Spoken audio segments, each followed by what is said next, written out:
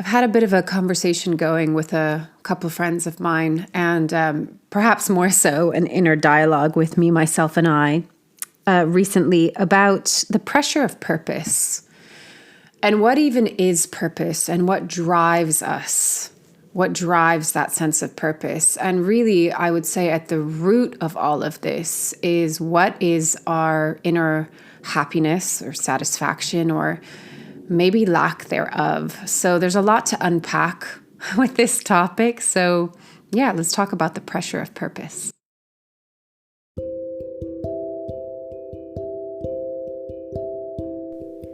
This is Corinne Bloom, and you're listening to Raw Conversations.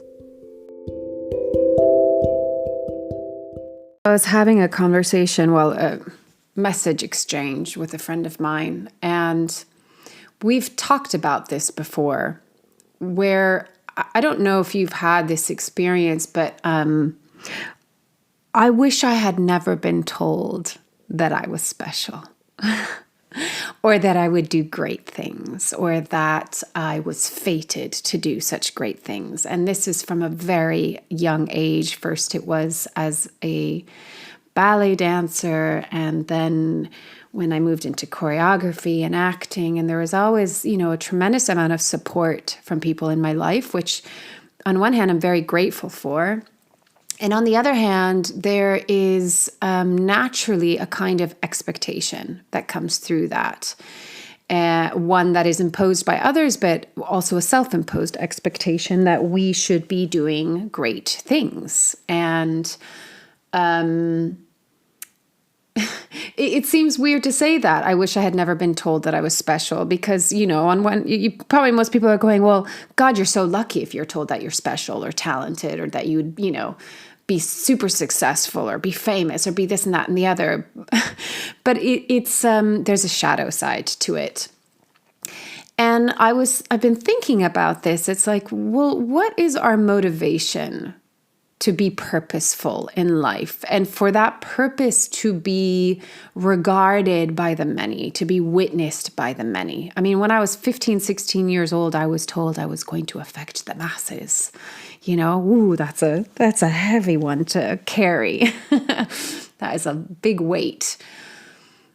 But the thing is that I've always had a very strong sense of purpose from when I was really young, almost like I came into this life really knowing what my soul's mission is. And so part of my frustration when I don't feel like I'm there yet isn't always in like measuring up to other people's predictions or expectations or hopes and desires of my talent or my ability or what I have to offer or how I'm going to succeed. But actually, I'm measuring it up to my own inner knowing. So one of the things that I was thinking of is like, well, okay, what drives us? Is it our lack of self-worth and we're trying to prove something? Is it society's constant dangling of the carrot in front of our nose, being like, you're not enough as you are, so you need to keep doing and succeeding and you need to be famous at it. You need to be well known. Like Hollywood and Disney and all of this shit, I think is a real mind fuck. Excuse my language, but I really do think it is, because life isn't Hollywood. Life isn't Disney. Life isn't just like, the night comes in and sweeps you off your feet and ta-da, happily ever after. That's not how life works. And yet we're measuring ourselves by this really unrealistic expectation that is just not even human. Or is it that, there's a kind of pressure that comes in because we just have an inner knowing of what we're here to do? And that could be anything. I've talked about purpose before. It could be anything, but something that drives us. And, maybe it's all three and more than that. But as I was saying, I've always had this knowing from when I was really young of kind of what my mission is here. And so I'm measuring myself by going, are you living your purpose, Corinne? Are you measuring up to what you're here to do? And I've gone through different phases and cycles in my life where sometimes I can go, yeah, I've seen the manifestation. I've seen that come into fruition. I felt what it feels like, and it feels really wonderful. And yet there was always the like, yeah, but there's more. there's more. And was it coming from not enough, or was it coming from, I just know that there was more in me, or I know that like, I don't want to just talk in front of a few people. I want to talk in front of a few thousand people. I'm someone that is very at home in that space. Not because I'm like, look at me, put the spotlight on me. It's because I love connection. And I love speaking in front of people, and I love creating an energy with a group of people to remind people of who they truly are, and that it's okay to be their human selves, and just to bring in a bit of magic. I have to say, one of my client that I've known for a really long time, she says, oh, it's the Corinne magic. And I'm always so touched by it, and when I'm feeling a little bit down, I think about that. So if you're listening, thank you. You know who you are. Because it's like we all have a bit of magic to share. And when I know that when I'm in my purpose, quote unquote, we'll talk about what the hell that means, that's when I feel alive. Now, here's the hard thing, is that when I don't feel like I'm fully living my purpose, it becomes a big pressure because I don't feel as fulfilled. And really, life is made up of the mundane moments in every single day. And not just the mundane moments, but the beauty in those mundane moments and the magic that can come out of those mundane moments. But the thing is life is really lived moment by moment, experience by experience. And, so we're not always on the stage, or we're not always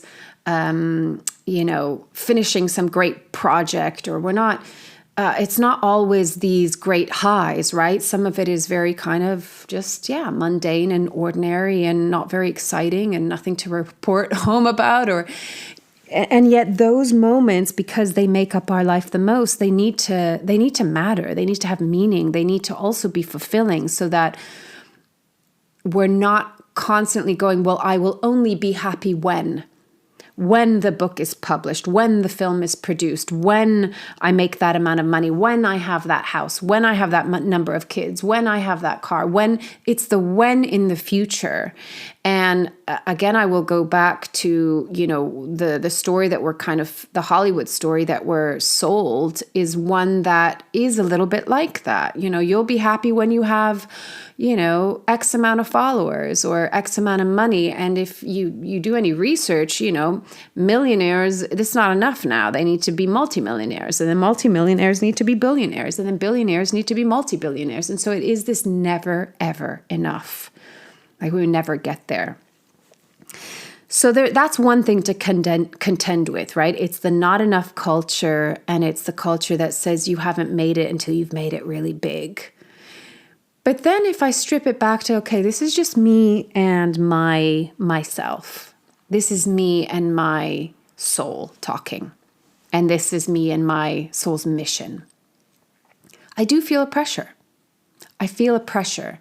And because I have the desire to express this part of myself, to be of service to humanity, to share, because I know that I come to life. And if I can affect people in a positive way, that makes me truly happy, because life's a bitch. It ain't easy, right? Being human is not easy. And if I can support people in, that we can all support one another in knowing that like we're all trying to do this without the manual, and we're trying to figure it out, and we all have our unique experience and journey and lessons that we're learning, and there's no one size fits all, and there's no text, there's no box that you can fit into and then be like, boom, yeah, there, you've done life well, check, like you've passed, you got a good grade. That is just, again, school doesn't prepare us for life. School is a kind of indoctrination of sorts, one could say, but it doesn't prepare us for life. It doesn't prepare us for being human, because being human is messy and beautifully messy sometimes, but it's totally nonlinear, and it's not neat and tidy, and it's not within the lines, and it's none of that, right? And so there's a lot of people that, especially as you get older, I think especially as you get into your 40s, you're like, well, what the hell am I doing with my life? But I see people in their 20s, in their late 20s that think, they're approaching 30 and they're like, shit, I'm failing at life. I'm not there yet. And I remember that. I remember being 26 thinking I should have had everything sorted out by then. And I look back and go, oh, how cute. How cute that I thought, not to be patronizing, to myself or anybody else, but oh God, that was just the figuring out time. And there's still so much time. And I'm sure that people in their 50s, 60s, and 70s are looking at me at 42 going, oh, how cute. You still have time. I don't know how many posts I've read of people that have been quote unquote successful that say they didn't do their first this or that or the other until they're 42, 45, 48, 50, 55. I remember seeing this beautiful woman that was 85 and learning how to do archery. And that was just like the passion of her life. 85, right? So we need to look at life. We need to stop looking at life linearly. And yet, I still have this sometimes daily pressure and dissatisfaction because I'm not where I want to be. Now, I'm in a particular position where I'm not satisfied being where I am, and it's living geographically, and I do think that has a profound effect on us. People say, wherever you go, there you are. Absolute truth to that. Absolute truth. But I have done so much goddamn internal journeying that I'm kind of ready to be out in the world. And yet I'm in a place where that's just, it's not happening. It's not possible. It's sleepy times here. And so I'm really frustrated with the universe because it's like, I'm here, I'm ready, I'm willing, but like, it's your move, universe, because I don't know what my next step is. And so I asked myself, but why do I feel this level of like, why can't I just be satisfied with what is? And maybe it's because I don't feel like my life here is full enough and alive enough, and I'm just simply not in the right environment. It's like kind of like when you've been in the ocean and then you get put into a pond and you're like, wait a second, nope, I've seen a far greater world. I've experienced it. I know that I can be a much bigger fish than this. This pond is just too claustrophobic. So that might be my case. But what I want to get to, which is maybe more universal, is this drive in us. And if it's not coming from a place of needing to prove ourselves, maybe in part it is, right? And that's something that we need to look at. Like, am I trying to prove something? I don't watch TV like ever. I haven't had a television in decades. But every now and again, if someone recommends a series, I'll take a look at it. And, if I like it, obviously I'll watch it. And I've been watching this series called Daisy Jones and the Six. And I was really thinking about this whole thing about purpose. Like, okay, what happens when, we see this in films and in stories so often and in real life that, the person gets what they've been dreaming of their whole life and they're still not happy. Or I see people that maybe they are in a really happy partnership or marriage and they have, amazing friends and amazing life, but they're not feeling fulfilled in their career, in their work life. Or people's careers are doing amazing, but they still, like years and years and years have gone by and they're not in the relationship they want to be in. There's always something, or maybe they have a great career and they have a great marriage, but they've got health problems, or there's always a point of tension. There's always something that we're kind of working on. And so I think, again, going back to the beginning, it's like this, are we just measuring ourselves to a really delusional, I don't even know what the word is, like just concept with this whole kind of happily ever after, and that you get everything and then you're happy. That life isn't just all happy or all sad or linear straight line, or that there's always going to be a point of challenge. I mean, in my darkest moments, I'm like, what the hell is this shit? Like, is this just the place where we come to suffer? Because when it really is bad, like you just think, this is a prison planet. What are we doing here? Why did I come back here? Like, I want to go home. And why do we have to struggle? And then my higher self comes in and goes, well, the struggle is where we grow. The cracks is where the light comes in.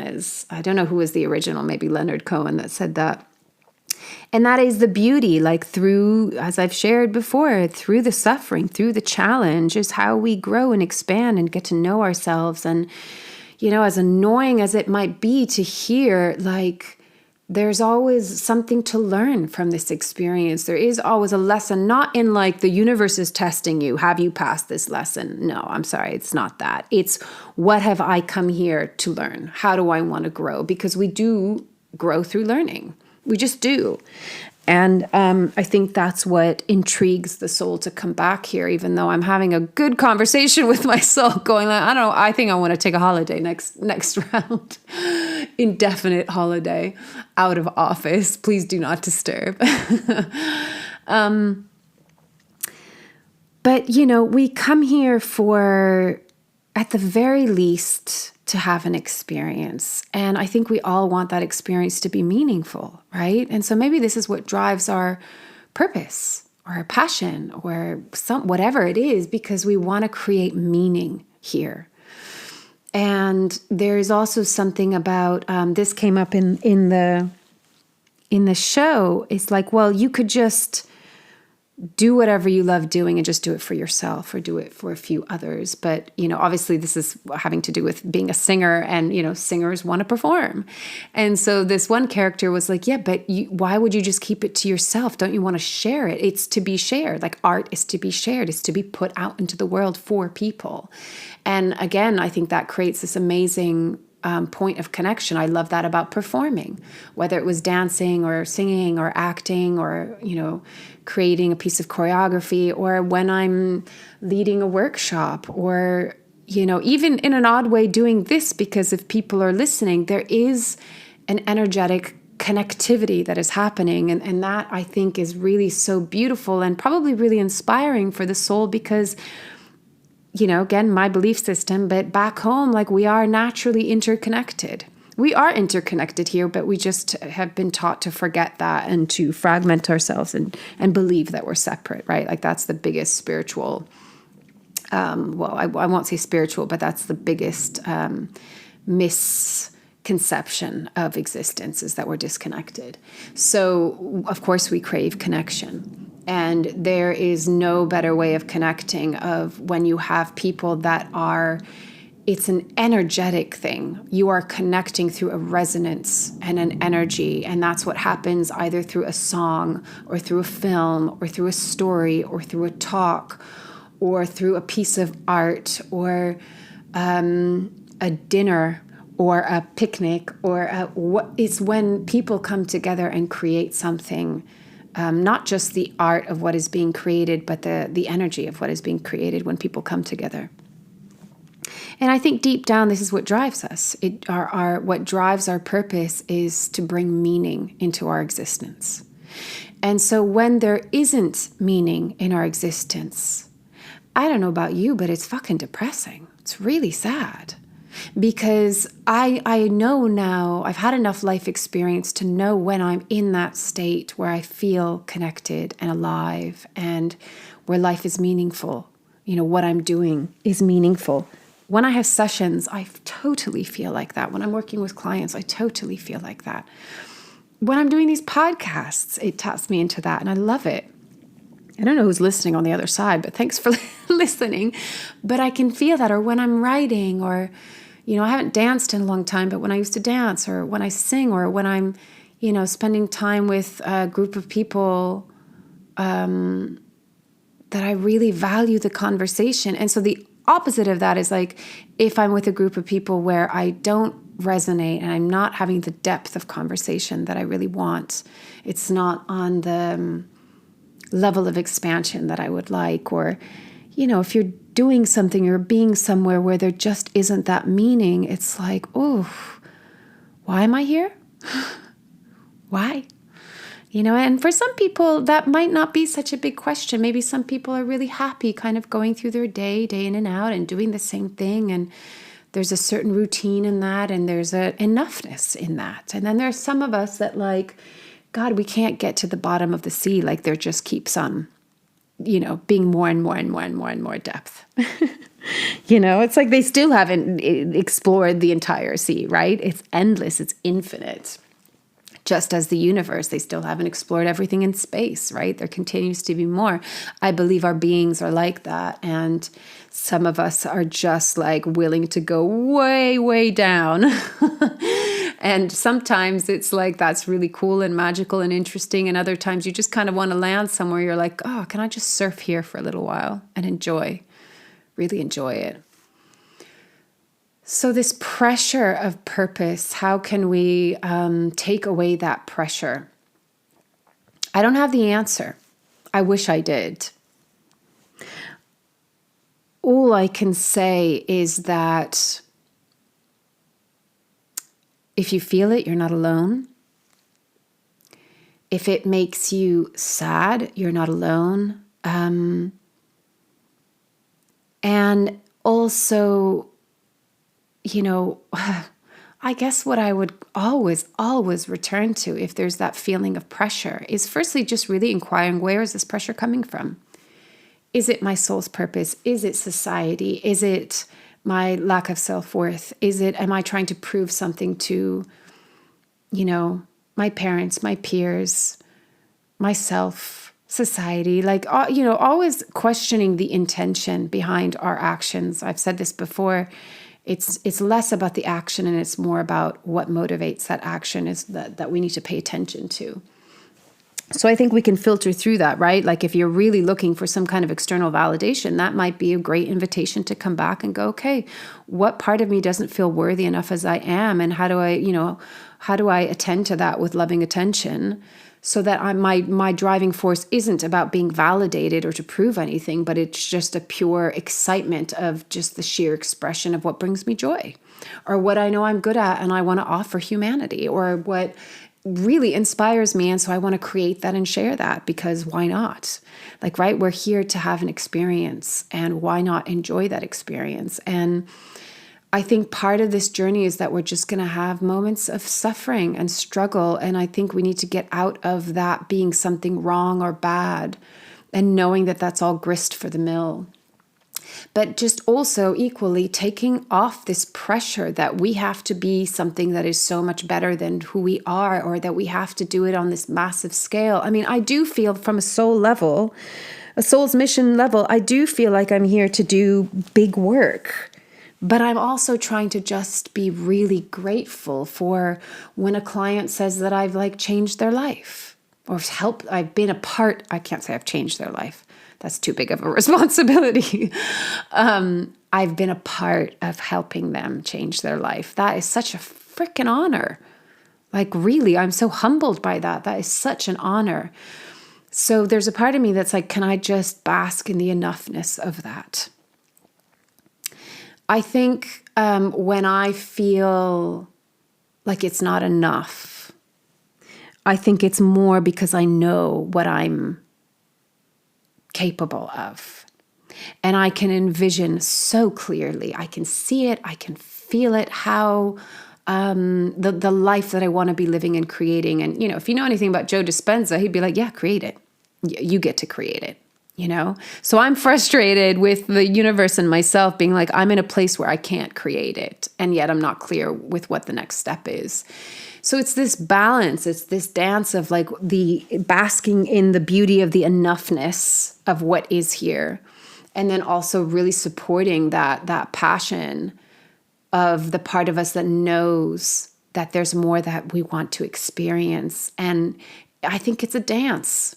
It's a dance, and sometimes we expand into it and sometimes we contract in it, and sometimes there's a bit of a plateau.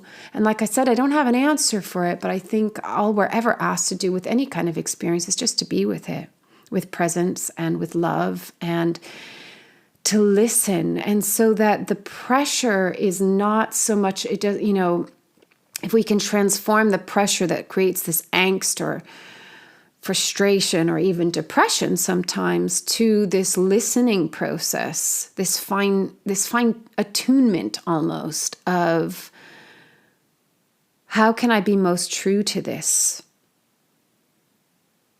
What is my next step? Where am I now? I know, this is going to sound really funny, but I can imagine myself being interviewed at whatever point in the future, and somebody asking me what my journey has been up until that point. And I can imagine myself reflecting upon this time and going, God, when I was in it, I just thought, Jesus Christ, is anything ever going to change? You know, I can't take this anymore. I can't live where I'm living anymore. I don't want this stagnancy. I really want consistent momentum, and I know where I want to be, and all of this stuff, and how frustrated I was, and how I felt like nothing was happening or not enough was happening. And yet I know with every fiber of my being, because I can already feel it now, that everything I've experienced up until this point, and the last 10 years have been very different, you know, being a mother, living in a very isolated place, transforming my life in many ways throughout that time. I have gained so much wisdom. Maybe not a lot has happened in the external world, but I have gained so much wisdom. I have processed so much healing. And I know myself on such a more profound level that even when it's hard, and even when I'm feeling down, or I'm feeling frustrated, or I'm feeling this isn't enough, because I know I have so much more to offer, and I'm fucking angry at the universe or at myself, or I'm crying because I'm thinking, why? Like, why am I still in this place? Even in those moments, I understand how to show up for myself. And that has been the wisdom of the challenge and the suffering over, you know, I could say my lifetime, but I'll break it down just to say even the last decade. So nothing is ever lost. Nothing is ever lost. I might get really impatient to be like, okay, like, you know, I know this isn't a linear path, but I would like to be, you know, I'd like to be kind of in the next phase. And it's like the words don't even work, not next phase. I want to be unfurling into the next, you know, cycle of my life, let's say. And yet I know that this is not for null. You know, I do reach moments where I think, like last year, I felt not enough happened in my life that I thought, oh, that was a year wasted. But actually on deeper levels, it's never a year wasted. And actually all the moments and phases in my life that I look back and they seemed like a plateau, they were always the foundation, the soil for something else to birth itself. And to be honest, if I look back at myself 10 years ago, and I did have wisdom and I did have things to share, but wow, I have so much more to offer now because I've experienced life. And I think the experience most especially that we have to share with humanity is like the hard times. You know, that's like the fertilizer. That is literally the shit that goes into the soil to grow the rose. It needs it. It needs the shit. You know, there's something so alchemical about that. And as I've said, and I will say again and again, the beauty of being human is our remarkable ability to transform and almost reinvent ourselves again and again and again, and to evolve. You know, to continue to grow if we choose to. So I don't think this has an end, this podcast. I think I don't have an answer. There's no A to Z, you know, in 3 steps. It's more the conversation of like taking away this pressure, but also recognizing that there will be pressure. And maybe that's just part of the process. And maybe that's fuel for the fire of our passion to light, you know, the flame under our ass to get ourselves out there and go, yeah, I'm going to create a life of meaning and find meaning even in the most mundane moments, but to not settle for an unalive life, and equally not pressurize ourselves to have this fantastical life that has to be the Hollywood happily ever after. Like just to be in the beingness of it all and in the mess of it all, and know that that's part of it. Like it's the isness. It's just what life is, you know, and sometimes it's totally boring and mundane and frustrating. And sometimes it's so inspiring and beautiful and awe-evoking, and it is all part of it, and it is all normal and natural. And I think the best thing that we can do is be present and have the conversation. Have the conversation about how you feel about your purpose. Do you feel pressured by it? Do you feel inspired by it? Where do you feel unfulfilled? Where do you feel unsatisfied? Where do you lack meaning? What is it that you're striving for? What's driving that striving? What are you grateful for? What is enough? All of it. Like, can we include all of it? And know that this is an unfolding process and it's not linear and straightforward. And maybe we don't need the answers. But the conversation in and of itself changes something. It changes the molecular level. It changes the energy. And for me, it comes back to like, even as I'm sharing this and I'm feeling the connection of just putting this out there, the energy that is created by that, I can feel just how beautiful that is. And so sometimes it's not what we do, but what we transmit through that doing, no matter how small it is, no matter how few people that reaches. Doesn't matter if it's large scale or small scale. It's the quality that matters. So I'll leave it at that. A lot to contemplate. As always, take it or leave it as resonates for you. Sit with it yourself. See what your own answer, well, I don't want to say answers, your own conversation might be within yourself. And to be continued as always. These conversations never end. They are lifelong. All right. Loving you all from afar.